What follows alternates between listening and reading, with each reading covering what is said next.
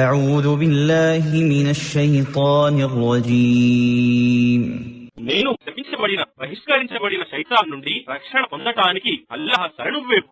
وإذ قلنا للملائكة اسجدوا لآدم فسجدوا إلا إبليس كان من الجن ففسق عن أمر ربه أفتتخذونه وذريته أولياء من دوني وهم لكم عدو بئس للظالمين بدلا.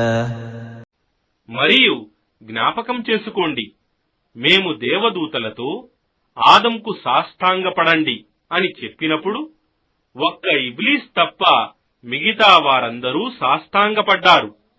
అతడు జిన్నాతులలోనివాడు. అప్పుడు అతడు తన ప్రభువు ఆజ్ఞను ఉల్లంఘించాడు.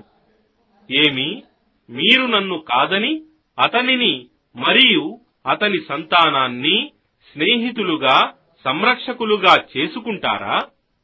మరియు వారు మీ శత్రువులు కదా. దుర్మార్గులకు ఎంత చెడ్డ ఫలితముంది. ما أشهدتهم خلق السماوات والأرض ولا خلق أنفسهم وما كنت متخذ المضلين عضدا.